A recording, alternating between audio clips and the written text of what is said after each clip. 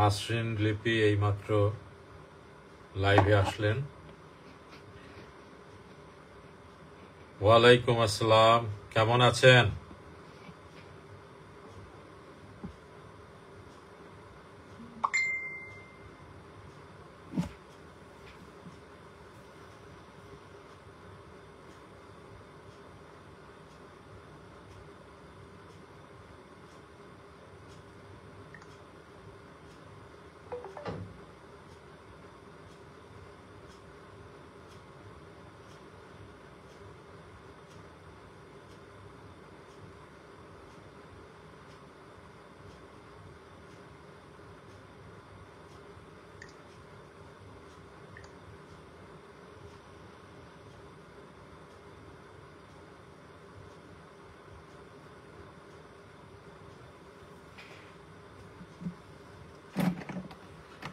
আমি লাইভে বসে আছি আর আমাকে জিজ্ঞাসা করেন যে আপনি কি লাইভে আসছেন নাকি।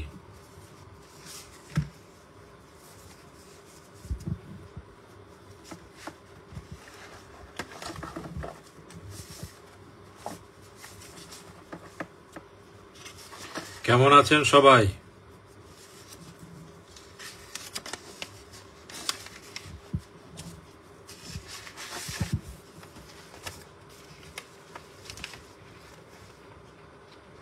ওয়ালাইকুম আসসালাম, নীলুফার এইচ করিম, কেমন আছেন?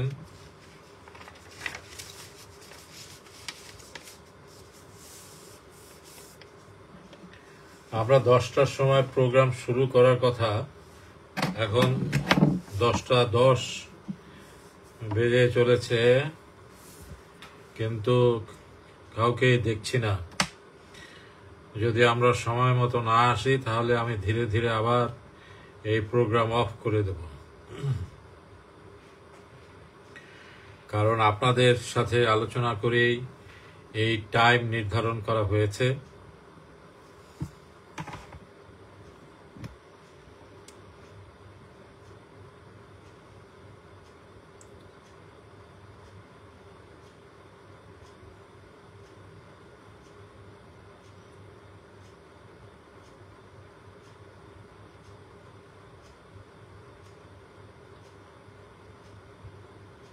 What do you mean by ding dong? আমরা এখানে কিন্তু কাউকে জোর করে আনছি না, ভালো না লাগলে সে আসবেন না।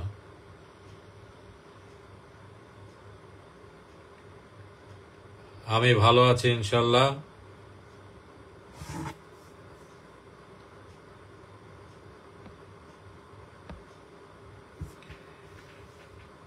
এমডি মশিউর রহমান সাহেব বুঝতে পেরেছেন তো?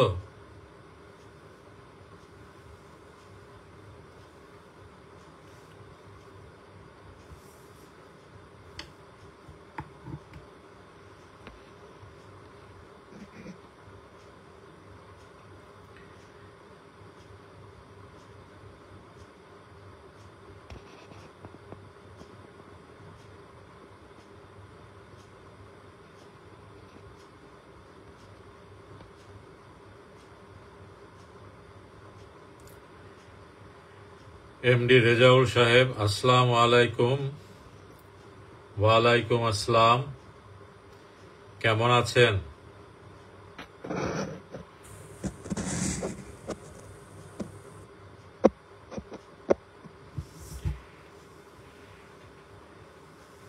আলাউদ্দিন চিশতি, কেমন আছেন আপনি?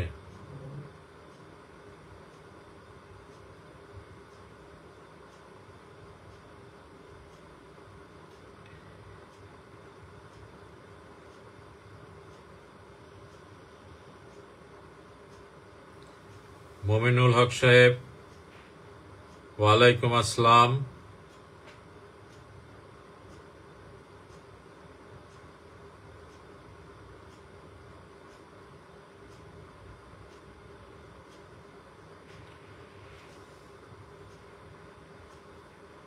রাজিয়া সুলতানা সুপ্তি, নাজনীন আক্তার, নিখাত ফারজানা, মমিনুল হক, অনেকেই দেখতে পাচ্ছি।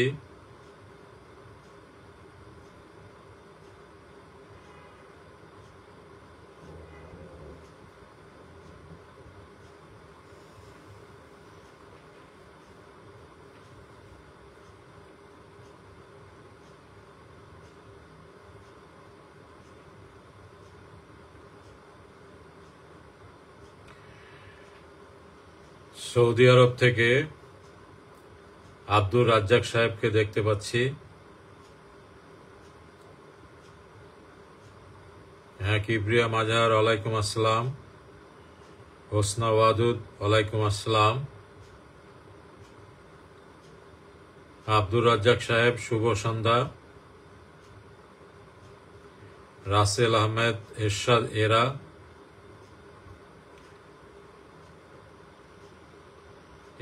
এরা, ইউসুফ কোথায়? ইউসুফকে তো দেখি না আজকাল।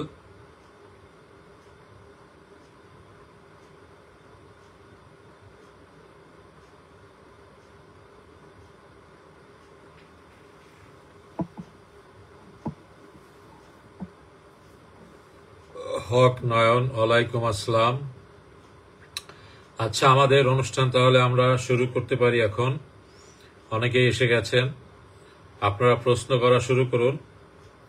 আমরা প্রশ্নের ভিত্তিতে আলোচনা করব, তাহলে দেখা যাবে যে বিভিন্ন রকমের প্রশ্ন আসবে এবং তার পরিপ্রেক্ষিতে আলোচনা করলে অনেকের অনেক বিষয়ে জানা প্রয়োজন হলে সেগুলো জেনে নিতে পারবেন।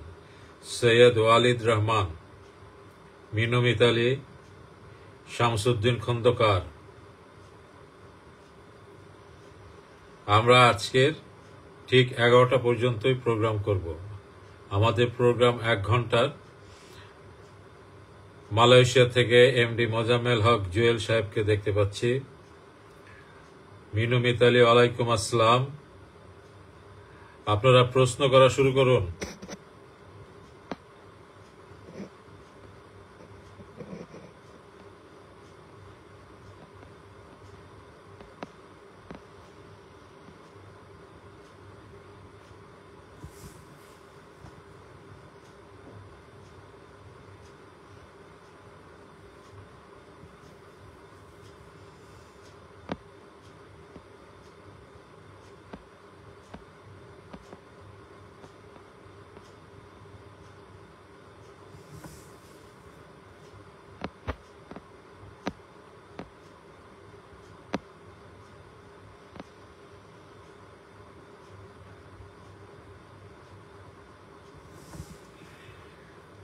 এখানে একটি প্রশ্ন এসেছে,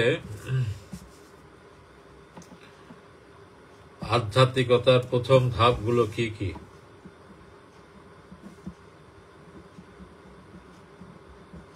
এটি একটি সুন্দর প্রশ্ন।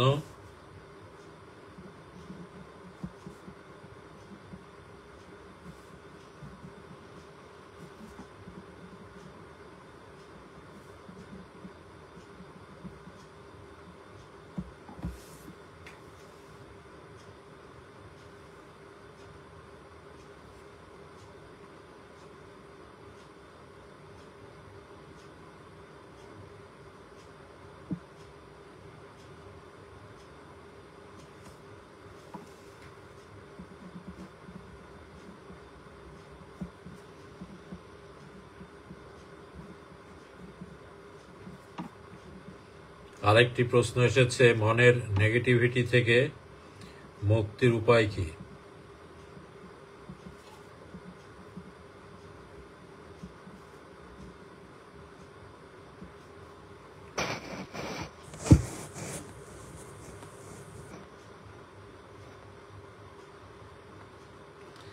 আমরা দুটো প্রশ্ন পেয়েছি।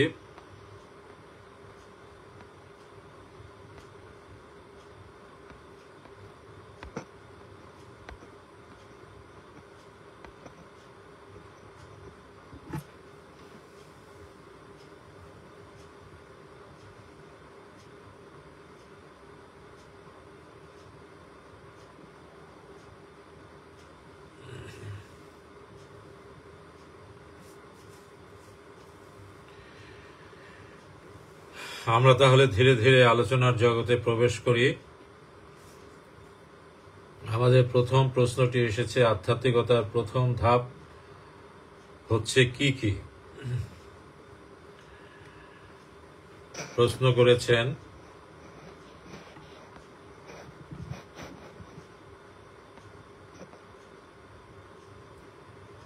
রাসেল আহমেদ। আধ্যাত্মিকতার প্রথম ধাপ কি কি?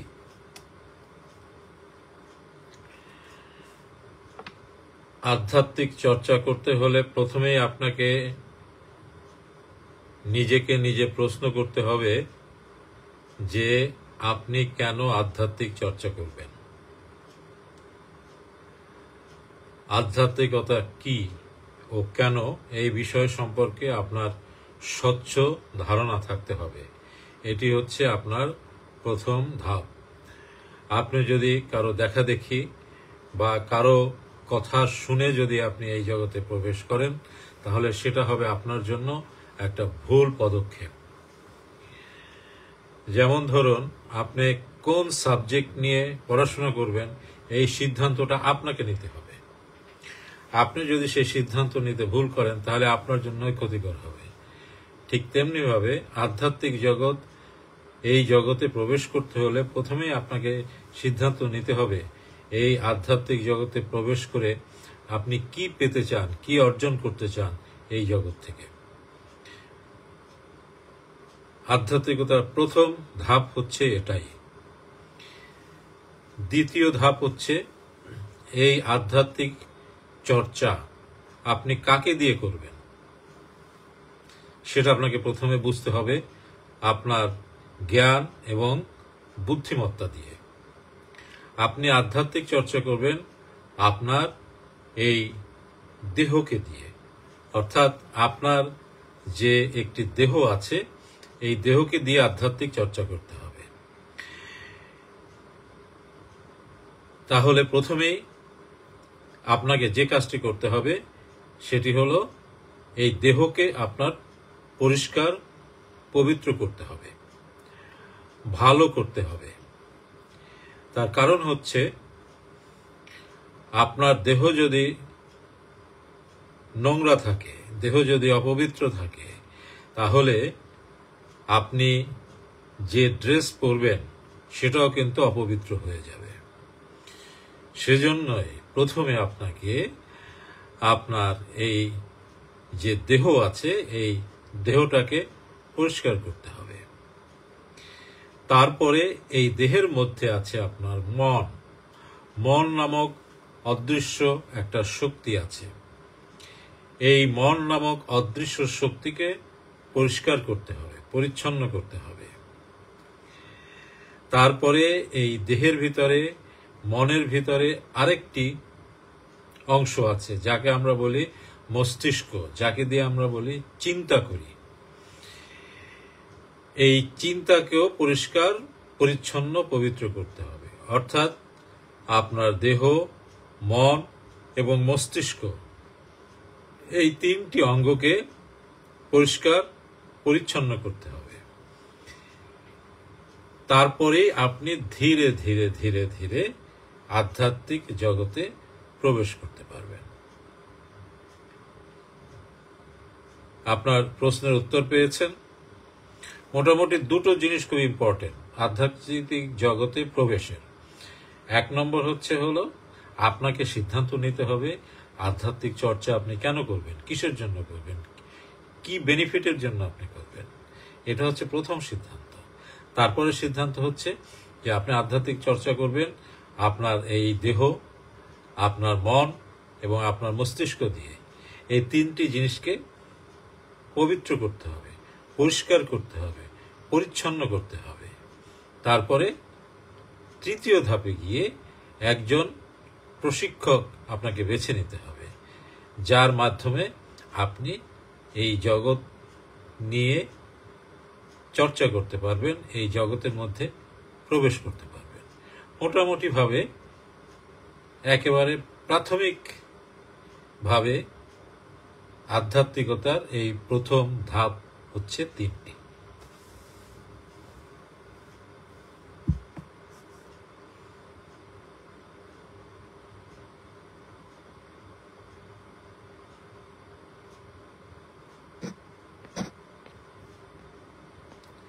আমি আজকে তেমন প্রশ্ন পাচ্ছি না।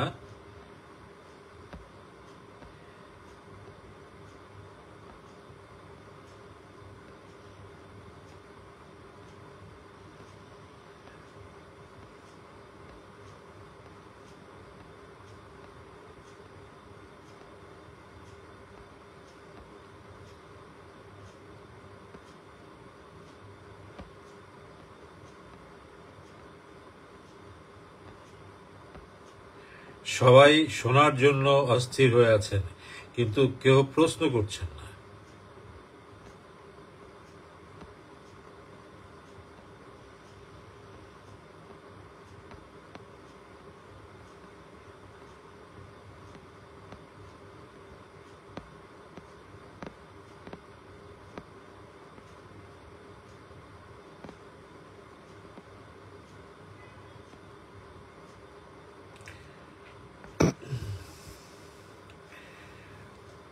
টাঙ্গাইল থেকে এস.এম. উজ্জ্বল ফকিরকে দেখতে পাচ্ছি। কেমন আছেন?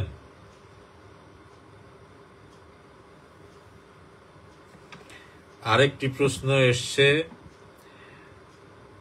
নয়ন সাহেব করেছেন, রত্ন পাথর দিয়ে কি অ্যাস্ট্রোলজিক্যাল বাধা দূর করা যায়?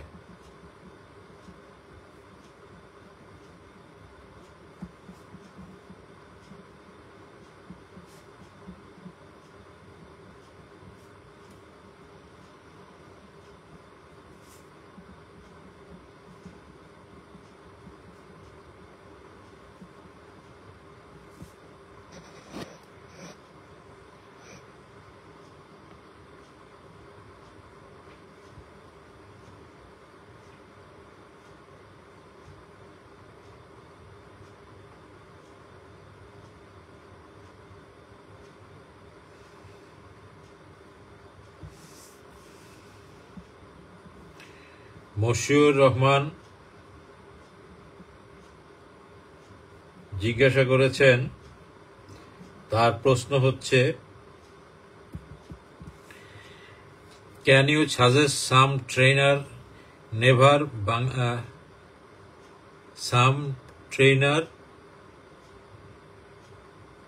নোভার বাংলাদেশ? আচ্ছা, যাই হোক, তিনি জানতে চাচ্ছেন আমার কাছে যে বাংলাদেশের কোনো স্পিরিচুয়াল ট্রেনারের নাম বলতে পারি কিনা। না, আমি বাংলাদেশের কোনো স্পিরিচুয়াল ট্রেনারের নাম বলতে পারি না। আপনার যদি স্পিরিচুয়াল ট্রেনারের নাম প্রয়োজন হয়, আপনার বইপত্র, ম্যাগাজিন এগুলো খুঁজলে সেখান থেকে আপনি পাবেন এবং আপনার পছন্দ মতো কাউকে বেছে নেবেন।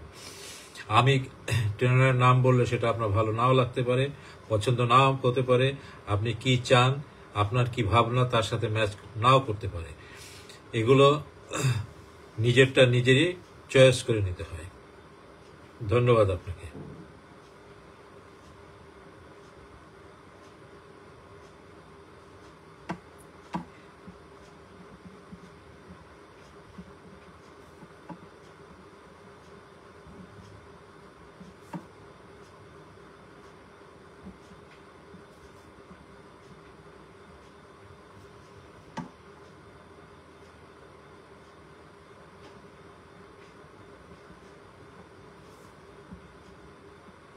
আরেকটি ভালো প্রশ্ন এসছে, শাপলা খাতুন, বায়ু, অগ্নি, মাটি, জল, আকাশ এই 5টি তত্ত্বের গুণ কিভাবে অর্জন করা যায়?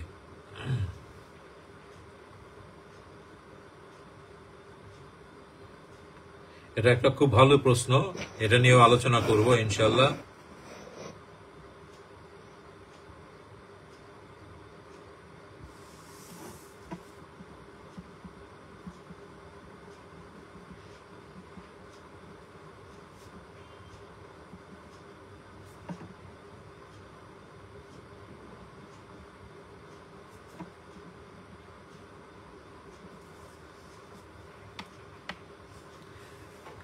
আরেকটি প্রশ্ন এসছে, এটাও খুব ভালো প্রশ্ন, নিয়মিত রুহানি প্রার্থনা করতে কি কোনো সংখ্যা আছে? ভালো প্রশ্ন।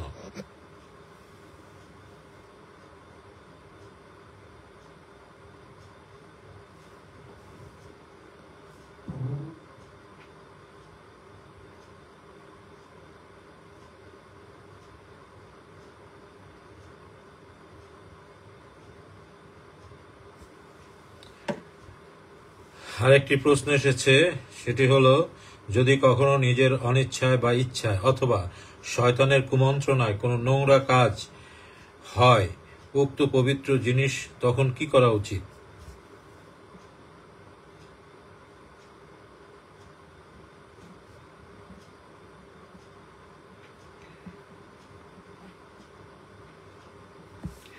আমাদের দ্বিতীয় প্রশ্ন ছিল মনের নেগেটিভিটি থেকে মুক্তির উপায় কি।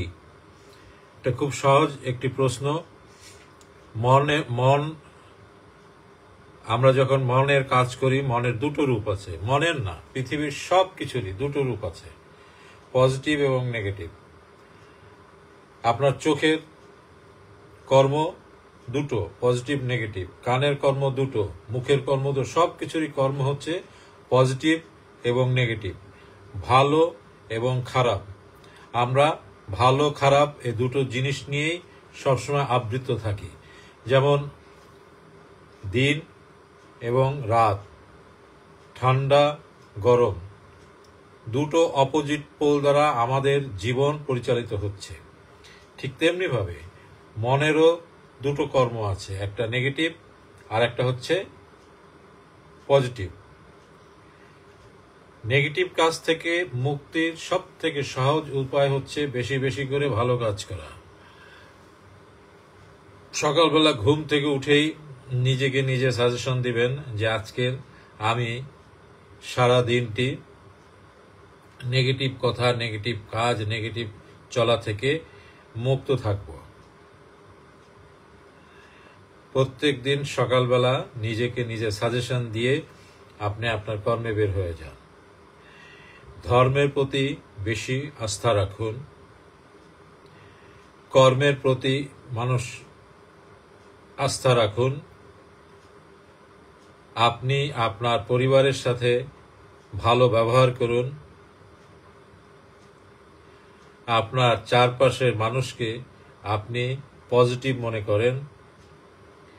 এইভাবে প্র্যাকটিস করলে ধীরে ধীরে ধীরে ধীরে আপনার মনের নেগেটিভিটি চলে যেতে থাকবে এবং মনের নেগেটিভিটি তাড়ানোর সব থেকে ভালো উপায় হচ্ছে নিয়মিত রুহানি প্রার্থনা করা। নির্দেশ মতো, নির্দেশের বাইরে গিয়ে যদি প্রার্থনা করা হয় তাহলে হিতে বিপরীত হওয়ার সম্ভাবনা রয়েছে। এবং রুহানি প্রার্থনা শুরু করার আগে আপনি মোটামুটিভাবে 1 থেকে 2 গ্লাস পানি পান করে নেবেন। তাহলে দেখবেন আপনার মন ক্রমান্বয়ে শান্ত হতে থাকবে। মন শান্ত হওয়ার অর্থই হচ্ছে মন নেগেটিভ থেকে পজিটিভের দিকে ধাবিত হওয়া।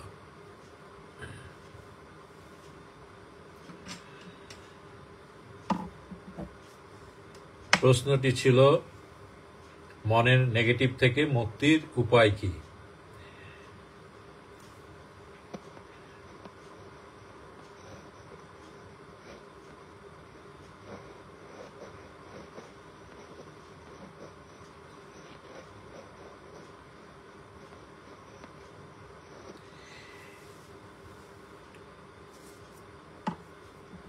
এরপরে একটি প্রশ্ন এসছে, রুহানি প্রার্থনা করতে কোনো সংখ্যা আছে কি? রুহানি প্রার্থনা চর্চার জন্য নির্দিষ্ট কোনো সংখ্যা নেই। তার কারণ হচ্ছে 1 থেকে 0, এই যে 10টি সংখ্যা আছে, এই 10টি সংখ্যার যে শক্তি, যে ভ্যালু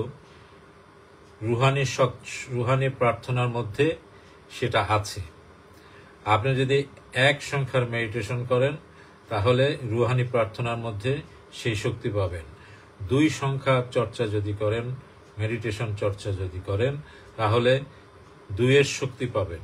এইভাবে প্রতিটি সংখ্যা যদি আপনি মেডিটেশন করেন তাহলে আপনার ভিতরে সেই সংখ্যার শক্তি জাগ্রত হবে। 10টি সংখ্যার মেডিটেশন কষ্ট করে চর্চা না করে আপনি যদি নিয়মিত রুহানি প্রার্থনা চর্চা করেন তাহলে প্রতিটি সংখ্যার শক্তি আপনার ভিতরে জাগ্রত হবে।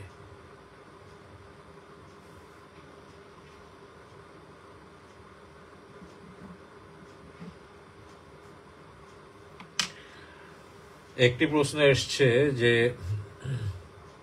নেগেটিভ এনার্জি বা চারপাশের শয়তান, নেগেটিভ ফোর্স ইচ্ছায় অনিচ্ছায় যদি প্রভাবিত হয়ে কোনো খারাপ কাজ করে ফেলি তখন কি করা উচিত? আপনি ধর্মীয় দৃষ্টিকোণ থেকে যদি চিন্তা করেন তাহলে সাথে সাথে মহান সৃষ্টিকর্তার কাছে আপনার ক্ষমা চেয়ে নেওয়া উচিত। আপনি একজন ধর্মীয় মানুষ হিসাবে এটা করা উচিত আমি মনে করি। তৃতীয়ত, আপনি মেডিটেটিভ লেভেলে গিয়ে রুহানি প্রার্থনা করে মহান স্রষ্টার কাছে ক্ষমা চাইতে পারেন। তৃতীয় হচ্ছে, সবসময় মনে রাখবেন যে শয়তান আপনার চারপাশে সবসময় ঘুরঘুর করছে। আপনি শয়তানকে দেখছেন না, কিন্তু শয়তান আপনাকে দেখছে। তার কারণ হচ্ছে মানুষ হচ্ছে জড় বস্তু দিয়ে তৈরি, ম্যাটার দিয়ে তৈরি, আর শয়তান হচ্ছে অ্যান্টি ম্যাটার, মানে ম্যাটারের বিপরীত বস্তু দিয়ে। তো ম্যাটার হচ্ছে দৃশ্যমান, অ্যান্টি ম্যাটার হচ্ছে অদৃশ্যমান। শয়তান হচ্ছে অদৃশ্যমান বস্তু দিয়ে তৈরি। মানুষ অ্যান্টি ম্যাটারকে দেখতে পারে না, কিন্তু অ্যান্টি ম্যাটার শয়তান মানুষকে দেখতে পারে। মানুষ তার ভিতরে এমন শক্তি আছে যে কারণে অ্যান্টি ম্যাটার ম্যাটারের মধ্যে অর্থাৎ মানুষের ভিতরে প্রবেশ করতে পারে না। তবে কখনো কখনো প্রবেশ করতে পারে। কখন প্রবেশ করতে পারে? যখন আপনার ভিতরে শয়তান আপনাকে প্ররোচিত করে আপনার ভিতরে নেগেটিভিটি তৈরি করে, কুমন্ত্রণা দেয় দিয়ে যখন আপনার ভিতরে নেগেটিভিটি তৈরি করে তখনই অ্যান্টিম্যাটার অর্থাৎ শয়তান আপনার ভিতরে প্রবেশ করে যায়। আর এটা প্রবেশ করে কিভাবে? শরীরের মধ্যে কিছু এনার্জি পয়েন্ট আছে যাকে আমরা লতিফা বলি, চক্র বলি, তার ভিতর থেকে প্রবেশ করে যায়। প্রবেশ করে আপনাকে বিপথে পরিচালিত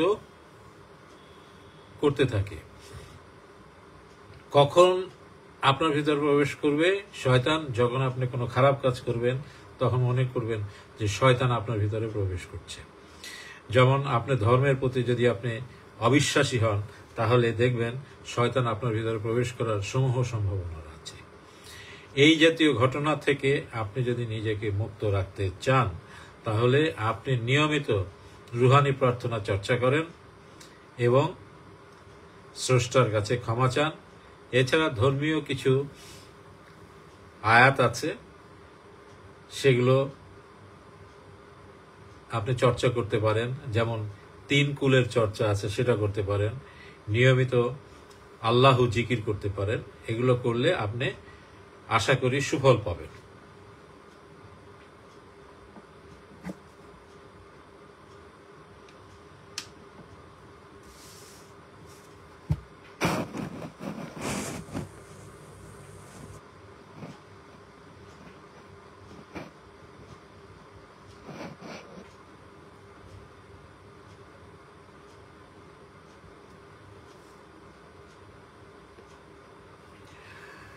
আরেকটি প্রশ্ন এসছে, আধ্যাত্মিকতার দ্বিতীয় ধাপ দেহ, মন ও মস্তিষ্কের পরিষ্কার পরিচ্ছন্নতার বিষয়ে বললেন।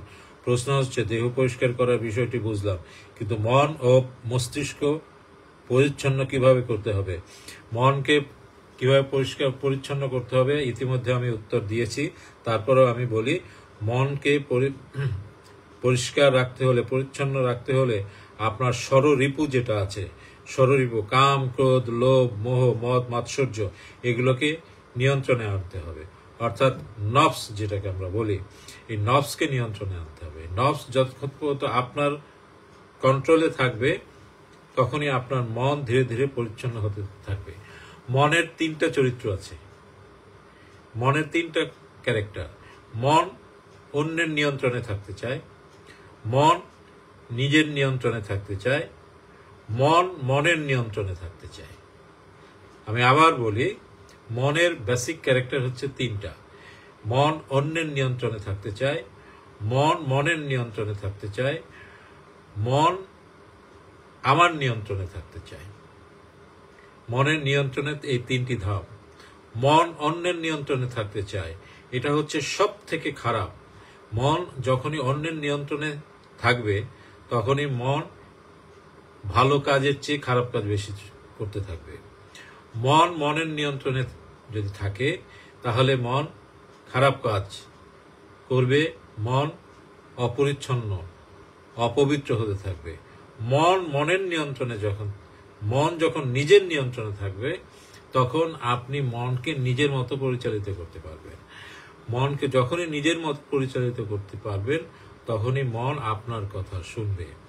এই যে মনের তিনটি ধাপ আছে, এই ধাপগুলো প্র্যাকটিস করার বিভিন্ন নিয়ম আছে, পদ্ধতি আছে, সেইভাবে প্র্যাকটিস করতে হয়।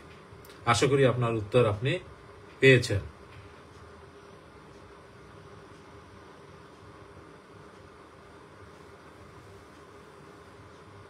মনকে এক চিন্তামুখী করার উপায় কি? মনকে এক চিন্তামুখী করার উপায় হচ্ছে দেহের কোনো একটি অংশে খেয়াল করে একাগ্র চিত্তে মনোপ্রার্থনা অর্থাৎ রুহানি প্রার্থনা চর্চা করে যাওয়া। কোনো একটি নির্দিষ্ট পয়েন্টে, যেমন ধরুন ভুঁড়ের মাঝখানে, নাকের মাথায় বা বুকের মাঝখানে, হৃদয়ে, কোনো নির্দিষ্ট একটি জায়গায় ফোকাস করে নিয়মিত রুহানি প্রার্থনা চর্চা করা। একটা জায়গাতে ফোকাস করতে হবে, নাড়াচাড়া করা যাবে না, তাহলে ধীরে ধীরে মন একমুখী চিন্তার দিকে ধাবিত হবে।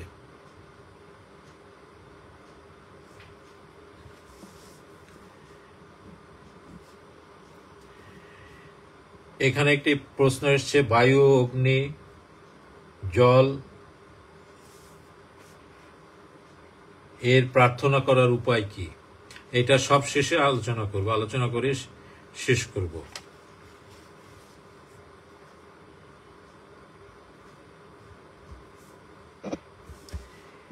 এখানে প্রশ্ন এসছে, নিজেকে চেনার উপায় কি?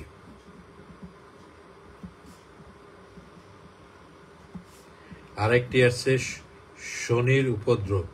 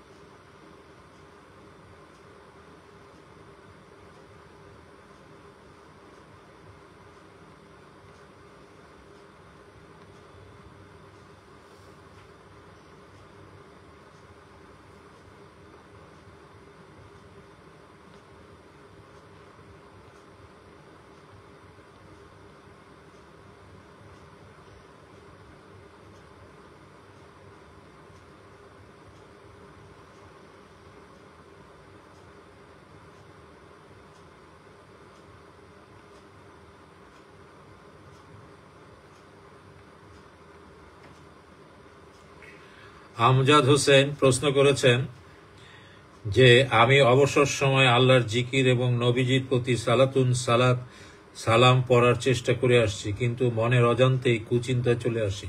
এই কুচিন্তা কিছুতেই দূর করতে পারছি না।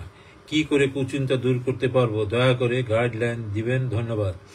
আপনি জিকির করেন, নবীজির প্রতি সালাম পেশ করেন, তারপরে আপনি কুচিন্তা করেন। তার এর অর্থ হচ্ছে আপনি জিকির করেন বা আপনি নবীজির প্রতি যে ভালোবাসা আপনি প্রকাশ করছেন, এটা আসলে সত্য না, সঠিক না। কারণ আপনি যাকে ভালোবাসেন সেটা যদি সঠিক হয় তাহলে তার নির্দেশ আপনি পালন করবেন। এটাই হচ্ছে প্রকৃতির নিয়ম। তার মানে আপনি নবীজিকে যেটা ভালোবাসছেন বলে নিজে ভাবছেন, আসলে আপনি নবীজিকে ভালোবাসছেন না। আপনি জিকির করছেন, এটা আপনি বলছেন, কিন্তু প্রকৃত অর্থে সঠিক জিকির আপনি করছেন না। সঠিক একজন গুরুর কাছে গিয়ে আপনি জিকির এবং নবীজির প্রতি কিভাবে ভালোবাসা তৈরি করতে হয় এগুলো শিখে চর্চা করুন। আপনি ধীরে ধীরে ধীরে ধীরে আপনার ভিতর থেকে কুচিন্তা দূর হবে।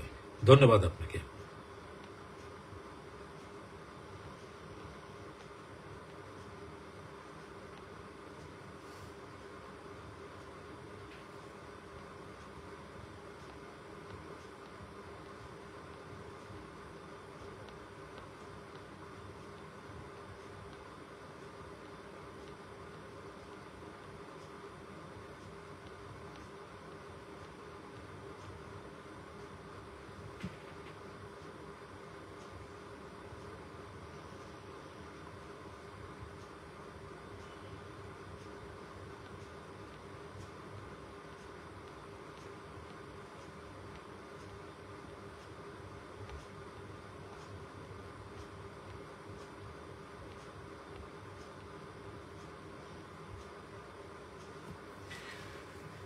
এবারে আমি একটি প্রশ্নের উত্তর দেব, সেটা হচ্ছে শাপলা খাতুন।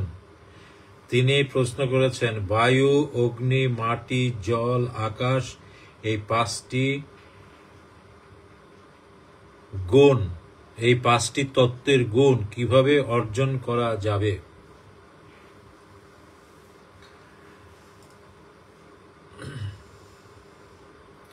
বিভিন্নভাবে অর্জন করা যায়। আমি কয়েকটা আপনাকে বলছি। এই 5 তত্ত্বের গুণ রঙের মাধ্যমে অর্জন করা যায়, বস্তুর মাধ্যমে অর্জন করা যায়, অনুভূতির মাধ্যমে অর্জন করা যায়। এই 3টি বিষয়ে আমি ব্যাখ্যা করব। কেমন? প্রথমে বলেছিলাম বস্তুর মাধ্যমে অর্জন করা যায়, বস্তুর মাধ্যমে। দ্বিতীয়টি রঙের মাধ্যমে, তৃতীয়টি অনুভূতির মাধ্যমে। বস্তুর মাধ্যমে কিভাবে? মাটি। আপনি যখন ধ্যান করবেন বা রুহানি প্রার্থনা চর্চা করবেন, আপনি মাটির উপরে বসে চর্চা করুন এবং আপনি ভাবতে হবে যে মাটির শক্তি আপনার ভিতরে প্রবেশ করছে। ঠিক তেমনি ভাবে মেডিটেশন চর্চা করার আগে, ধ্যান চর্চা করার আগে, রুহানি প্রার্থনা চর্চা করার আগে আপনি 1 গ্লাস পানি পান করে নেন। তাহলে পানির শক্তিকে আপনি ধারণ করলেন এবং সেটাকে আপনি অনুভব করতে থাকবেন। ঠিক তেমনি ভাবে আগুন, আপনি প্রচন্ড গরমের মধ্যে বসে যদি আপনি ধ্যান চর্চা করেন তাহলে অগ্নির শক্তিকে আপনি ধারণ করবেন। এমন জায়গায় বসে আপনি চর্চা করেন যেখানে বায়ু প্রবাহিত হয়, তাহলে বায়ুর শক্তিকে আপনি ধারণ করবেন। যেমন সকালবেলা আপনি কোনো গাছের নিচে বসে, অবশ্য গাছের নিচে বসে মেডিটেশন করা ভালো না, যারা করে তারা জানে না, সেই জন্য করে। কারণ সকালবেলা গাছ কার্বন ডাই অক্সাইড ছাড়ে। আপনি সকালবেলা যদি গাছের নিচে বসে ধ্যান করেন তাহলে আপনি কার্বন ডাই অক্সাইড গ্রহণ করবেন, সেটা শরীরের জন্য ক্ষতিকর। তাহলে এইভাবে বস্তুর সাহায্যে করা যায়, রঙের সাহায্যে করা যায়। যেমন প্রত্যেকটি তত্ত্বের নিজস্ব রং আছে। যেমন মাটির রং হচ্ছে লাল, পানির রং হচ্ছে অরেঞ্জ, অগ্নির রং হচ্ছে হলুদ, বায়ুর রং নাই রং, অর্থাৎ সব রঙের মিশ্রণ হচ্ছে বায়ু। আকাশের রং হালকা নীল। এইভাবে রংকে আপনি নিজের কল্পনায় এনে ধ্যান করতে পারেন, তাহলে নির্দিষ্ট তত্ত্বের অনুভূতিকে আপনি ধারণ করবেন। আর একটা হলো যেটা বলেছিলাম, অনুভূতির মাধ্যমে। এই যে মাটি যখন করবেন তখন মাটির অনুভূতিকে ধারণ করতে হবে, বা মাটির রঙের অনুভূতিকে। মাটির রং হলো কি? লাল, লালের অনুভূতি কি? গরম। এগুলো অনুভব করতে হবে। প্রতিটি তত্ত্বকে অনুভব করে আপনাকে ধ্যান করতে হবে। এই 3টি পদ্ধতি বললাম। এছাড়া আরো বিভিন্ন রকমের পদ্ধতি আছে। এক এক তত্ত্ব এক এক সময় উদয় হয়, বা আপনি যেদিন যে তত্ত্বের ধ্যান করবেন সেই তত্ত্বের ড্রেস পরে নিতে পারেন। আপনি যদি মনে করেন সব তত্ত্বকে ধারণ করতে চান, তাহলে সব তত্ত্বের রং হচ্ছে সাদা। সাদা রঙের ড্রেস পরে আপনি মেডিটেশন করতে পারেন। যে কারণে মেডিটেশনে সবসময় বলা হয় সাদা রঙের ড্রেস পরে মেডিটেশন করা। আশা করি শাপলা খাতুন, আপনি আপনার উত্তর পেয়েছেন।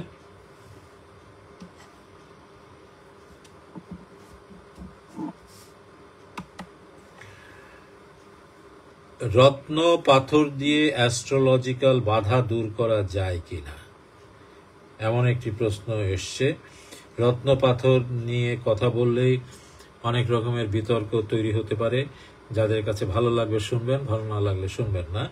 রত্ন পাথরের ধারণ করলে মূলত উপকার হয় 2 দিক দিয়ে। একটা হচ্ছে পাথরের ভিতরে কেমিক্যাল থাকে, সেই কেমিক্যালের একটা প্রভাব দেহের উপরে পড়ে। দ্বিতীয় কথা হচ্ছে পাথরের যে রং থাকে সেই রঙের প্রভাব দেহের উপরে সব থেকে বেশি পড়ে। সেই জন্যই রত্ন ব্যবহার করার যৌক্তিকতা আছে।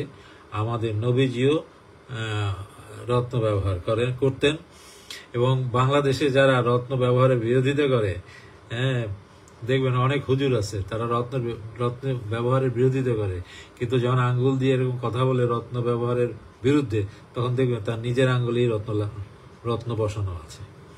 এটা একটা খুব হাস্যকর ব্যাপার আমাদের দেশে। আমাদের দেশের অনেক হুজুরা দেখবেন এই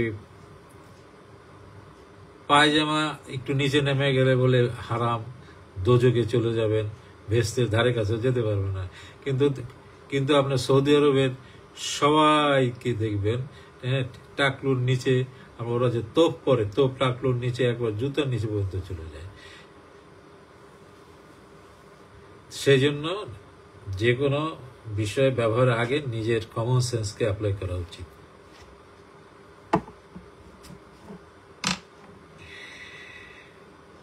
শনির উপদ্রব থেকে মুক্তির উপায় কি? শনির উপদ্রব থেকে মুক্তির উপায় হচ্ছে সব সময় নিজেকে পজিটিভ এনার্জির ভিতরে থাকতে হবে। যেখানে নেগেটিভ এনার্জি আছে সেই নেগেটিভ এনার্জি থেকে দূরে চলে আসতে হবে। যেখানেই দেখবেন আপনি নেগেটিভ এনার্জি, সেখান থেকে সাথে সাথে সরে আসতে হবে, এবং নিজেকে নিজে ইনস্ট্রাকশন দিতে হবে। রুহানি প্রার্থনা বেশি বেশি করে চর্চা করবেন, পজিটিভ কাজ বেশি বেশি করে করবেন। যেখানে নেগেটিভ জিনিস আছে, যেখানে দেখবেন শয়তানের শক্তি আছে, সেই জায়গা থেকে সরে আসবেন। আর ধর্মীয় দৃষ্টিকোণ থেকে আপনার কিছু রিচুয়াল আছে, সেগুলো বেশি বেশি করে আবৃত্তি করবেন। তাহলে ধীরে ধীরে আপনার শনির উপদ্রব কেটে যাবে। বিশেষ করে আপনার ঘরের মধ্যে ধূপ,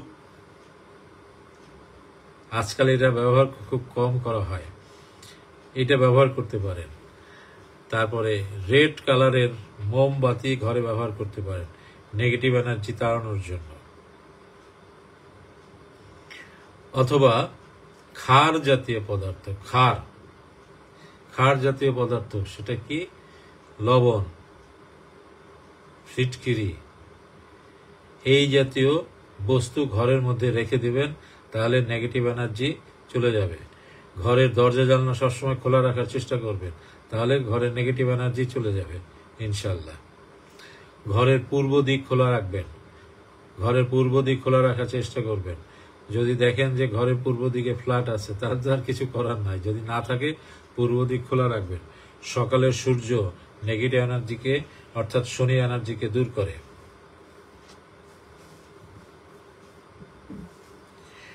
সব সময় ভয় কাজ করে। এক ভদ্রলোক আমাদের একজন শুভাকাঙ্ক্ষী লিখেছেন, সব সময় ভয় কাজ করে। ভয় থেকে মুক্তি পাওয়ার সব থেকে ভালো উপায় হচ্ছে রেড কালার ব্যবহার করবেন, লাল রং, রেড কালারের ড্রেস ব্যবহার করবেন। রেড কালারের খাবার খাবেন। রেড কালারের খাবার কি? লাল শাকসবজি, রেড মিট, আমিষ জাতীয় খাবার খাবেন। এগুলো খাবার খেলে সাহস বেশি হয়। যখন দেখবেন আপনি ভয় পাচ্ছেন, তখন সাথে সাথে বাঁ নাক, এই যে বাঁ নাক বন্ধ করে ডান নাক দিয়ে শ্বাস নিতে থাকবেন, দেখবেন ভয় চলে যাবে। তারপরে প্রতিদিন নাভিতে মাস্টার্ড অয়েল অর্থাৎ সরিষার তেল মাখবেন ক্লকওয়াইজ ডিরেকশনে। এটা ভুল করবেন না, আবার অ্যান্টি ক্লকওয়াইজ করবেন না, তাহলে আবার ভয় বেশি বেড়ে যাবে। ক্লকওয়াইজ ডিরেকশনে। আর পুরুষ মানুষের জন্য কিন্তু বললাম, এটা মহিলাদের জন্য না, বি কেয়ারফুল। আমি পুরুষ মানুষের জন্য বললাম বলে মহিলারা করেন, তাহলে কিন্তু বিপদ হইলে আমি দায়ী না। যিনি প্রশ্ন করেছেন তিনি হচ্ছেন পুরুষ মানুষ, সেই জন্য তার জন্য হচ্ছে আপনি প্রতিদিন নাভিতে সরিষার তেল মাখবেন ক্লকওয়াইজ ডিরেকশনে, নট অ্যান্টি ক্লকওয়াইজ। ক্লকওয়াইজ ডিরেকশনে ঘুরিয়ে ঘুরিয়ে তেল কিছুক্ষণের জন্য মাখবেন, তাহলে দেখবেন ধীরে ধীরে আপনার ভয় চলে যাবে।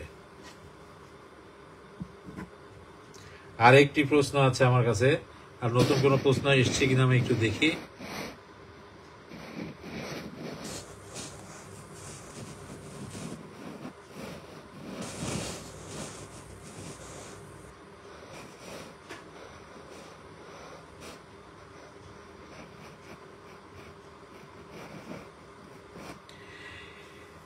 মিনু মিতালি লিখেছেন, সংখ্যা চর্চা কিভাবে করে 1 পর্যন্ত সব সংখ্যার চর্চা করা যায়? সংখ্যা চর্চা করার এই মুহূর্তে আপনার প্রয়োজন নেই। সংখ্যা চর্চা করতে হলে সেটা আরো হায়ার ডাইমেনশনে, আরো অনেক উপরে যেতে হয়, তারপরে সংখ্যার। এখন সংখ্যার চর্চা করে আপনার কোনো লাভ হবে না। সংখ্যার চর্চা আপনি এই যে আল্লাহু বলেন, এটাই একটা সংখ্যার চর্চা, কারণ আল্লাহর সংখ্যা হচ্ছে 1। একের চর্চা করাই সব থেকে ভালো।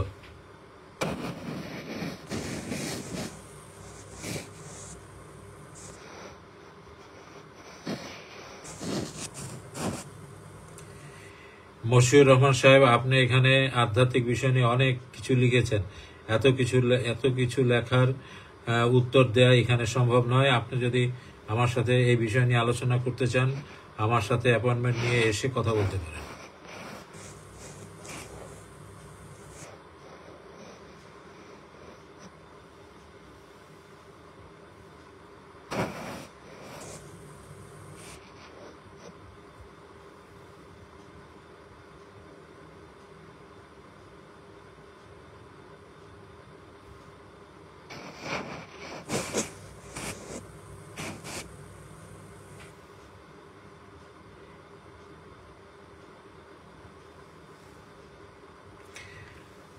এখানে নাইম সাহেব প্রশ্ন করেছেন, আমার জন্ম তারিখ অনুযায়ী নিবেদিত জিকি কোনটি হবে? আমার সাথে অ্যাপয়েন্টমেন্ট করে এসে জেনে যাবেন।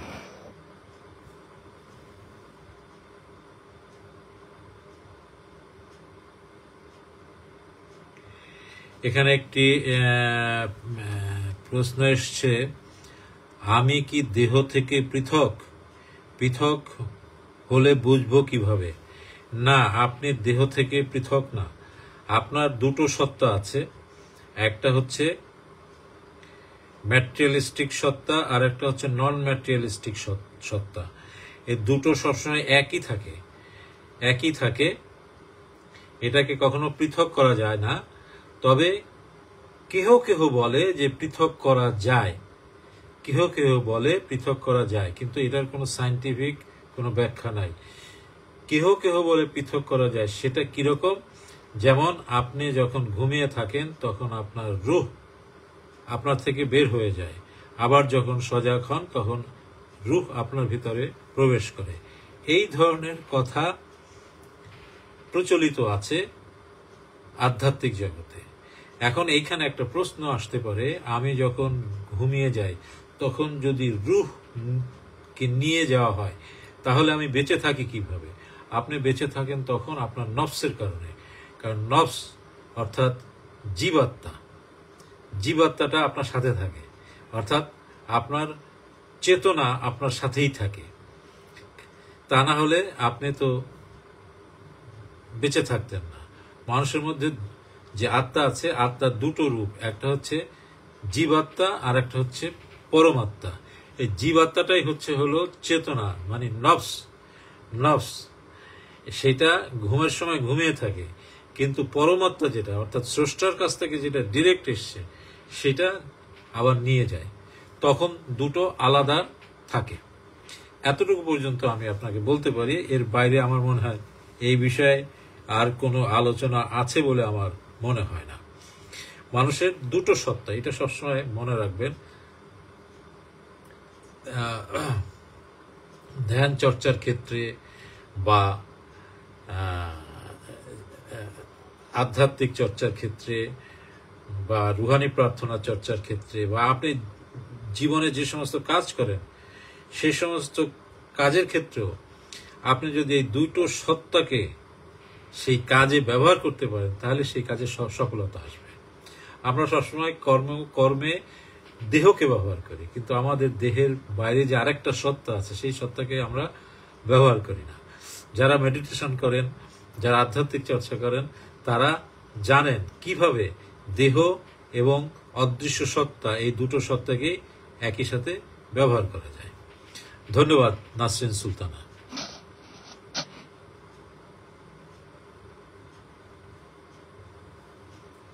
দিনা হক, ওয়ালাইকুম আসসালাম ওয়া রাহমাতুল্লাহি ওয়া বারাকাতুহু।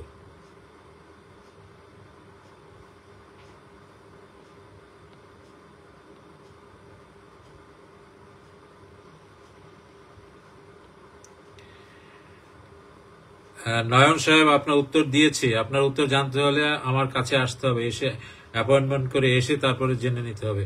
এটা আপনার সম্পূর্ণ ব্যক্তিগত প্রশ্ন।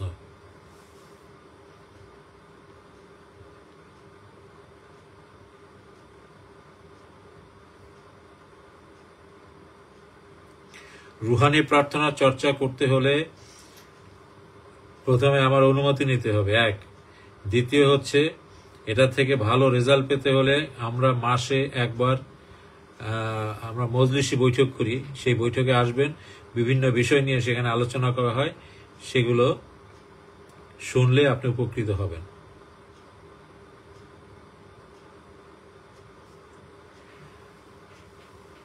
নয়ন সাহেব বলছেন যে আপনার কোর্সে কি লতিফের উপরে মেডিটেশন করান? আমাদের কোর্স 4 দিনের কোর্সে আপনার 42টা মেডিটেশন করানো হয়।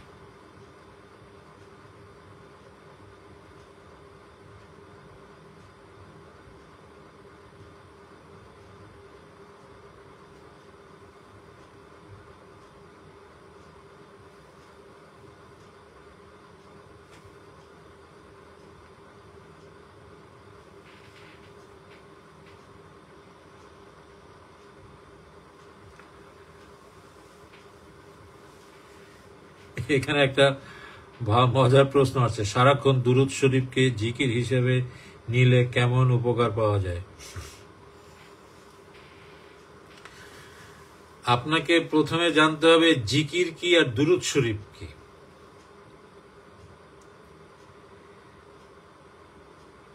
জিকির আর দুরুদ শরীফ এক জিনিস না। দুরুদ শরীফ হচ্ছে নবীজির প্রশংসা, জিকির হচ্ছে স্মরণ করা।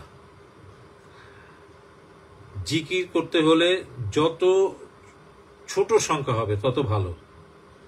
আর দুরুদ শরীফ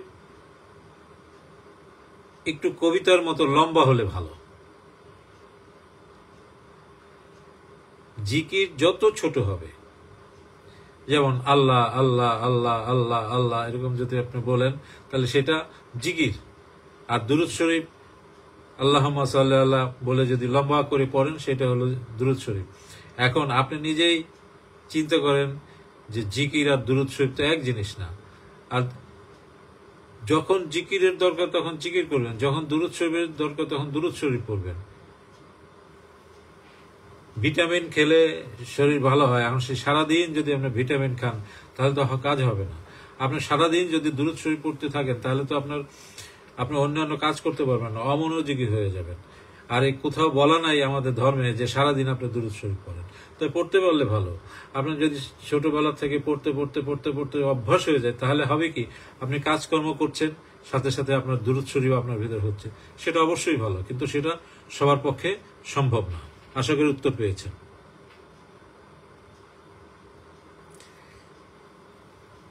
অ্যাপয়েন্টমেন্টের প্রসেস হচ্ছে আমাকে টেলিফোন করে আমার কাছ থেকে টাইম নিয়ে আসবেন, এটাই অ্যাপয়েন্টমেন্টের প্রসেস। কারণ আমি তো ব্যস্ত মানুষ, আমার ফার্ম আছে, আমি কাজ করে খাই। আমি আধ্যাত্মিকতা ব্যবসা হিসেবে, এটা আমার ব্যবসা না, এটা আমার পেশা না। এটা আমি মনের আনন্দে করি, মানুষের উপকারের জন্য করি। আমার নিজের ফার্ম আছে, নিজে ব্যবসা করি, নিজে কাজ করি, নিজে ইনকাম করে খাই।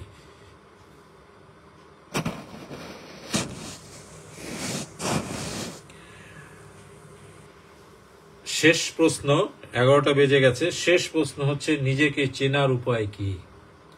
একটি প্রশ্ন এসেছে, নিজেকে চেনার উপায় কি? নিজেকে চেনার সবচেয়ে সহজ উপায় হচ্ছে নিজেকে নিজে প্রশ্ন করেন, আমি কে, আমি কোত্থেকে এসেছি, আমি কোথায় যাব। প্রতিদিন নিয়মিত আপনি এই 3টি প্রশ্ন নিজেকে নিজে করেন। করতে করতে করতে করতে এক সময় আপনার ভিতরে একটা রিয়েলাইজেশন চলে আসবে, সেটাকেই বলে নিজেকে জানা। এছাড়া আরো অনেক উপায় আছে, আপনাকে সহজ একটা উপায় বললাম। আপনি জানতে চেয়েছেন নিজেকে চেনার উপায় কি, নিজেকে নিজে প্রশ্ন করেন, রুহানি প্রার্থনা করেন, করে চুপচাপ নিজেকে প্রশ্ন করেন এবং চিন্তা করেন, আমি কে, আমি কোথায় ছিলাম, আমি কোথায় যাব। 5 সংখ্যা দ্বারা কি বোঝায়?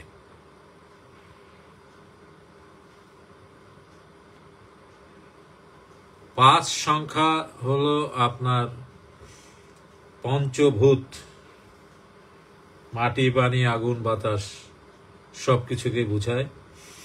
এছাড়া কিছু অ্যাস্ট্রোলজিক্যাল বিষয় আছে, সেগুলো 5 সংখ্যা দ্বারা বোঝানো হয়। 5 সংখ্যাটা একটা ভালো সংখ্যা। আমি 5 সংখ্যা নিয়ে আগামী সপ্তাহে আরো ডিটেলসে আপনাকে বলবো যে 5 সংখ্যার সাথে কিসের কিসের সম্পর্ক আছে। আমি লিখে রাখলাম, কেমন?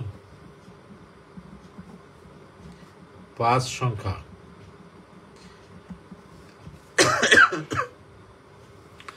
আগামী আমাদের অনুষ্ঠানে এই 5 সংখ্যার উপর ডিটেইল আলোচনা করব। শুরুতেই আমরা মোটামুটি 10টি প্রশ্নের উত্তর দিলাম। এই প্রশ্নের মধ্য দিয়ে অনেকেই হয়তো নিজের বিভিন্ন রকম জিজ্ঞাসা ছিল, সেগুলো আপনি পেয়ে গেছেন। এবং আমি আশা করব সবাই ঠিক 10টায় আসবেন। আমি 1 ঘন্টা বেশি আলোচনা করব না, ঠিক 10টায় আসবেন এবং সবাই প্রশ্ন লিখে নিয়ে আসবেন। লিখে নিয়ে আসলে তাহলে আপনাকে প্রোগ্রামে বসে চিন্তা করতে হবে না। 7, ঠিক আছে। আরেকটি প্রশ্ন এসছে যে 7-এর উত্তর জানতে চেয়েছেন। আমি আগামী অনুষ্ঠানে এই সংখ্যা নিয়ে কিছু আলোচনা করব। লতিফার কালার ব্যবহার করার কিছু নিয়ম, এটাও আমি আগামী অনুষ্ঠানে, এগুলো একটু সময় লাগবে। সরফরাজ সাহেব, লতিফা নিয়ে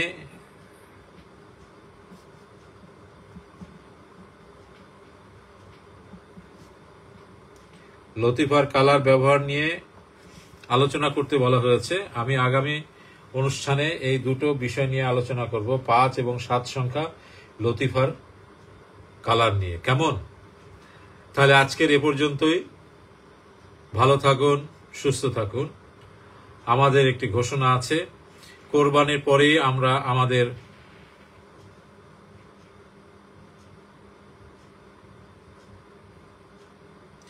আব্দুর রাজ্জাক সাহেব, কাজের উপর থেকে আপনার গুরুত্বপূর্ণ আলোচনা শুনেছি। আপনার প্রতি নিরন্তর শ্রদ্ধা ও অশেষ কৃতজ্ঞতা জানাই। আপনাকে অনেক অনেক ধন্যবাদ। আপনি বিদেশে আছেন, বিদেশ বিভয়ে মধ্যপ্রাচ্যে আছেন, সেখান থেকে আপনি নিয়মিত আমাদের অনুষ্ঠান দেখেন, মন্তব্য করেন। সেজন্য আমার পক্ষ থেকে, আমাদের ফাউন্ডেশনের পক্ষ থেকে, অন্তরের অন্তঃস্থল থেকে আপনাকে ধন্যবাদ জানাই। আজ এ পর্যন্তই। যেটা বলছিলাম যে আমাদের নেক্সট কোর্স কোরবানির পরে আমরা চালু করতে যাচ্ছি। আমরা ইতিমধ্যে ডেট জানিয়ে দিয়েছি, ফেসবুকে ডেট থাকবে। যারা রিপিট করতে চান বা নতুনভাবে কোর্স করতে চান, নাম এন্ট্রি করে ফেলতে পারেন, কারণ আমি নির্দিষ্ট কিছু মানুষ নেব।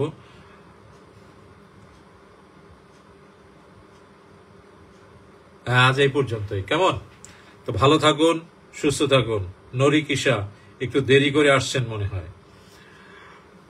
সবাই ভালো থাকুন, সুস্থ থাকুন। যারা আজকে আলোচনায় অংশগ্রহণ করলেন সবাইকে আন্তরিক ধন্যবাদ। আজকের অনেকেই আলোচনায় অংশগ্রহণ করেছেন, আগামীতে আরো উত্তর বৃদ্ধি পেতে থাকবে। মোহাম্মদ এজাজুল আলম সাহেব, ধন্যবাদ আপনাকেও। কাজে পর্যন্তই। সব সময় বলুন, আছি ভালো, আছি বর্তমানে, আছি সত্যে, আছি স্রষ্টার সাথে। তাহলে দেখবেন আপনি দিন দিন ভালো থেকে ভালো হতে থাকবেন। এটা পরীক্ষিত একটি শব্দ।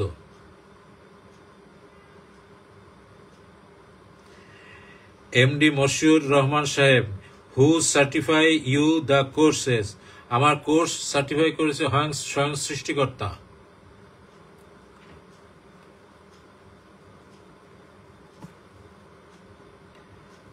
বুঝতে পেরেছেন?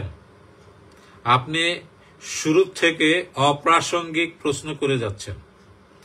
আপনি একজন শিক্ষিত লোক এবং আমার মনে হয় আপনি ধর্মীয় দিক থেকে মনে হয় ধর্মীয় শিক্ষায় শিক্ষিত, কিন্তু আপনার এখানে যে সমস্ত প্রশ্নগুলো, একটা প্রশ্ন প্রাসঙ্গিক প্রশ্ন না, অপ্রাসঙ্গিক প্রশ্ন আপনি করছেন। এখানে লিখেছেন হু সার্টিফাই ইউ দ্য কোর্স। আমার কোর্স সার্টিফাই করছে স্বয়ং আল্লাহ তাআলা এবং আমার মুর্শিদ। আরো কিছু যদি জানতে চান আমার অফিসে অ্যাপয়েন্টমেন্ট করে আসেন। আমি যদি আপনাকে টাইম দেই তাহলে সেই টাইম অনুযায়ী বসে আপনার সাথে আলোচনা করব। সবাইকে ধন্যবাদ। আবার দেখা হবে নেক্সট প্রোগ্রামে।